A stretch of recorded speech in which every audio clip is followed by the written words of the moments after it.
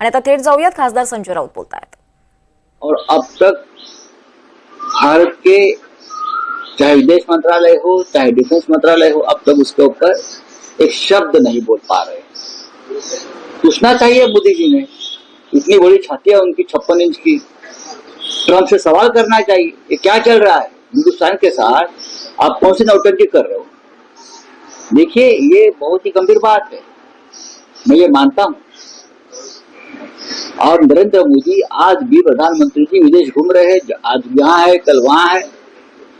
हमारे साथ United nation में हमारे आवाज में आवाज मिलाने वाला कोई नहीं।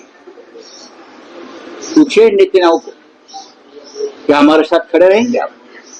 जिस तरह से पाकिस्तान को ताकत देने की कोशिश प्रेसिडेंट ट्रंप कर रहे हैं, ये आने वाले दिनों में भविष्य में भारत के लिए खतरा है। सर, आरएसएस की 3 दिन की मीटिंग है दिल्ली में। हाँ, मोदी जी आरएसएस की 3 दिन की मीटिंग है दिल्ली में। किसकी? आरएसएस। हाँ, आरएसएस की मीटिंग है क्या? उस मीटिंग में आपको लगता है जो मंत्र मोदी जी है दौरे पे गए 10 दिन के, और ये जो मंत्र है बीजेपी राष्ट्रीय अध्यक्ष परिषद वो नहीं हो रहा है सर। बात ऐसी है, मोदी जी हिंदुस्तान में कब रहे थे? वो दौरे पे रहे थे ना। उनके pass tour end travel ministry भी होनी चाहिए स्पेशली, और ट्रैवल टूरिज्म के एम्बेसडर देश के होने चाहिए, और बताना चाहिए मन की बात में कि हमारे भारत की जनता ने कौन से देश में जाना चाहिए, कहाँ रहना चाहिए, क्या खाना चाहिए, कौन से होटल में रहना चाहिए, कहाँ कंसेशन मिलता है। मोदी जी देश में है कहाँ? महाराष्ट्र में 3 महीने में 1000 किसानों की आत्महत्या हो गई है। कि मोदी जी को मालूम है? अब तक पहलगांव के जो हत्यारे हैं, टेररिस्ट है 4, उसको हम ढूंढ नहीं पा रहे। क्या ये मोदी जी को पता है? अब बताइए।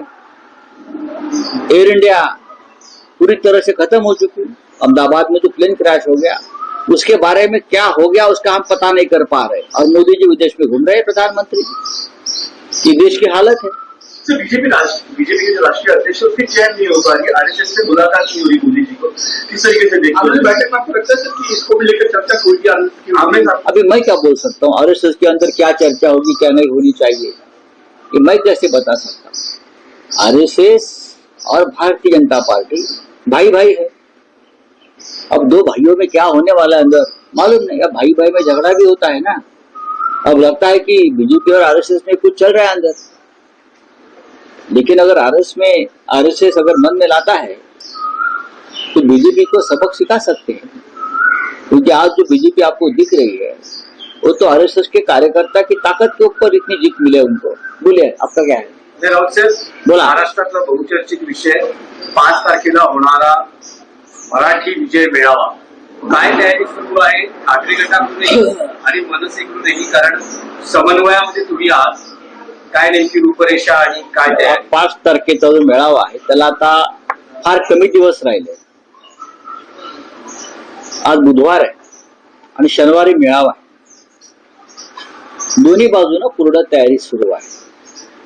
आता या क्षणी आमचे सहकारी शिवसेनेचे नेते अनिल परब आणि मनसेचे नेते हे जिथे प्रत्यक्ष कार्यक्रम आहे डोम सभागृहामध्ये आता जाऊन ते पाहणी करतात। त्यानंतर पुढल्या 2 दिवसामध्ये प्रत्यक्ष व्यासपीठावरची आणि गर्दी क्राऊड मॅनेजमेंट ज्याला म्हणतो त्या संदर्भातली तयारी केली जाईल।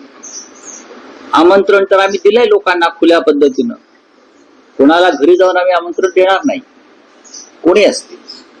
आणि काल शिवसेना पक्षप्रमुख उद्धव ठाकरे आणि मनसे प्रमुख राज ठाकरे या दोघांनी एकत्रित आवाहन केलेलं आहे की तुम्ही या जल्लोषात सामील व्हा मराठी माणसाने। कारण हिंदी सक्तीचा जो निर्णय मागे घेतला तो मराठी माणसाचा विजय, त्यांच्या एकजुटीचा विजय। मराठी माणसं एकत्र येणार या भीतीनं मागे घेतलेला तो निर्णय आहे।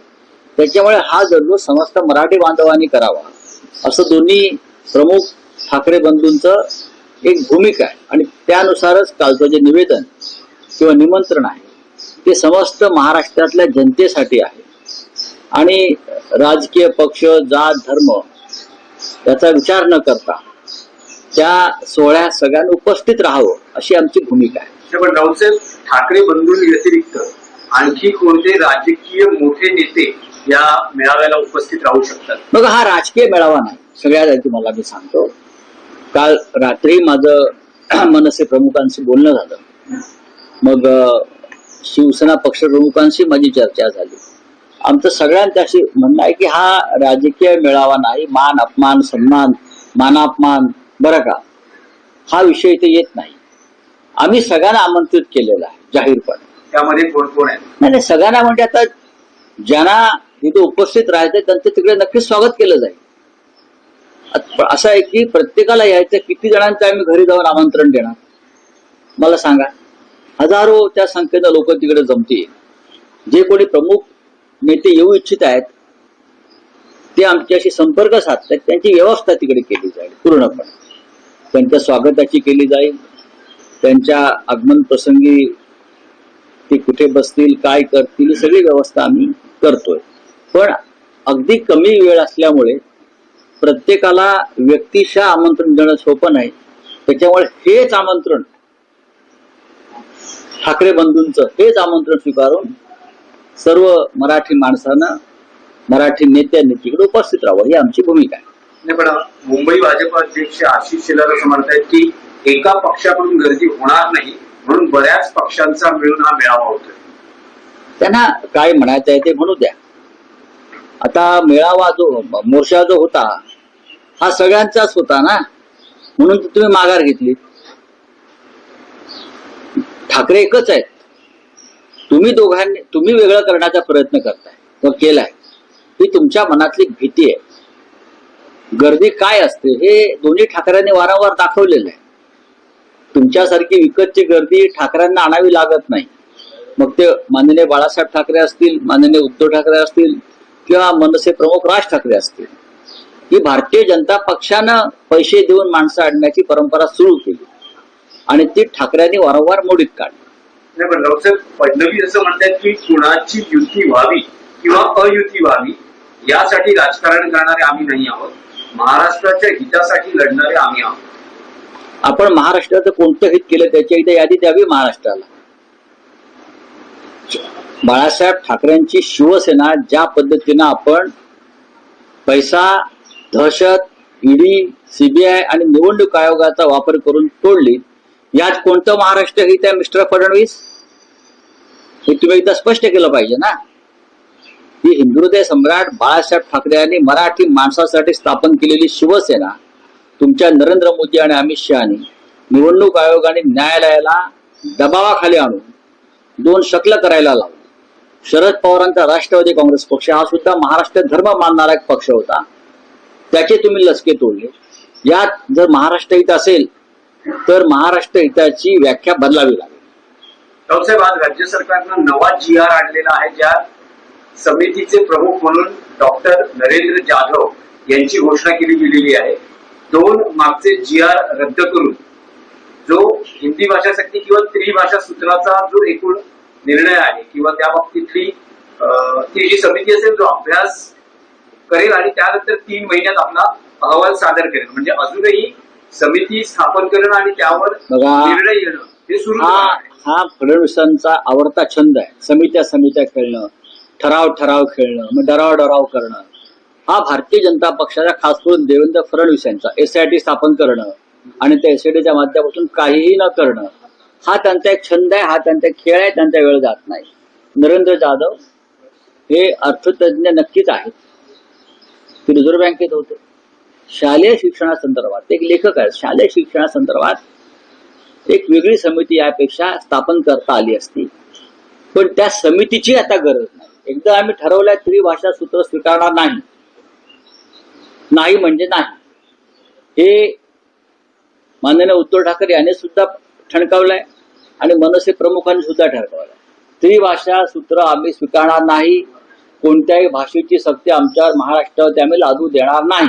तेव्हा या समित्या, या सगळ्या तुमचे वेळ आणि पैसे सरकारच्या तिजोरीची ही वाया घालवणारी व्यवस्था आहे. चला, जेव्हाही हा हिंदी भाषा किंवा त्रिभाषा सूत्राचा विषय निघतो तेव्हा बॉम्बे स्कॉटिशचा आवर्जून उल्लेख होतो. काल मुख्यमंत्री देवेंद्र फडणवीस यांनी बॉम्बे स्कॉटिशचा उल्लेख केलेला आहे की स्कॉटिश मध्ये शिकणारी मुलं, आम्ही हिंदी ही आपली भाषा आहे त्याचा पुरस्कार करतो, विदेशी भाषांचा पुरस्कार करत नाही. मग त्या तुमच्या देवेंद्र कोणते आपले मिस्टर प्रधानमंत्री त्यांना सांगा, या देशातल्या सगळ्या इंग्रजी स्कूल, इंटरनॅशनल स्कूल ज्या परदेशातून तुम्ही ते घेऊन येतात त्या बंद करून टाका ना. आरक्षणाची मागणी आहेच, करून टाका ना बंद. एक GR काढा ना, एक उत्तम GR काढा. तुम्हाला GR काढण्याची फार हौस आहे. देवेंद्र फडणवीस एक GR काढा निदान महाराष्ट्रात तरी. आणि या महाराष्ट्रामध्ये ज्या इंटरनॅशनल स्कूलच्या छत्र्या उगवलेल्या आहेत, जो धंदा आहे हा धंदा तुमचेच लोक करतायत, शिक्षण सम्राट, बरं का, तो बंद करून टाका. आमचा आम्ही बघू नंतर काय करायचं. आणखी एक विषय आहे, काल फडणवीसांनी वाटण्यात म्हटलेलं आहे की आता स्थानिक स्वराज्य संस्था आणि विशेषतः मुंबई महापालिका निवडणुका जवळ आलेल्या आहेत, त्यामुळे आता पुन्हा एकदा भावनिक आवाहन केलं जाईल. मुंबई महाराष्ट्रापासून तोडली जाते आहे वगैरे वगैरे असे मुद्दे मांडले जातील, पण कोणाच्या बापामध्ये हिंमत नाही की महाराष्ट्रापासून मुंबई तोडण्याची. तुमचाच बाप प्रयत्न करतोय दिल्लीतला मुंबई कमजोर करण्याची, मुंबई उद्योगपतींच्या घशात घालण्याची लाडक्या, आणि मुंबई हळूहळू हळूहळू कमजोर करून तोडण्याची जी हिंमत आहे, हे तुमचे दिल्लीतले जे बाप आहेत ना मिस्टर फडणवीस, तेच करतायत. चोराच्या मनात चांदणं ही जी म्हण आहे ना, ही तीच आहे. फडणवीसांना सपना सुद्धा मुंबई तुटलेली दिसते, कारण त्यांनी तोडायची आहे, त्यांच्यावर दबाव आहे नरेंद्र मोदी आणि अमित शहाचा. बरोबर ना, त्यांना विचारा, मी म्हणतोय ते बरोबरच आहे. तसं नसतं तर ज्या पद्धतीने गौतम अडाणीच्या घशामध्ये धारावीसह अर्धी मुंबई घातली आहे ना. तर दोन्ही बाजूने विजयी मेळाव्याची पूर्ण तयारी सुरू असल्याचं खासदार संजय राऊत यांनी म्हटलंय. दरम्यान राऊतांनी सुनील शेळकेंविरोधात फडणवीसांकडे तक्रार देखील केली आहे. शेळकेंनी हजारो कोटींची रॉयल्टी बुडवली अशी तक्रार संजय राऊतांनी फडणवीसांकडे केल्याचं त्यांनी म्हटलंय.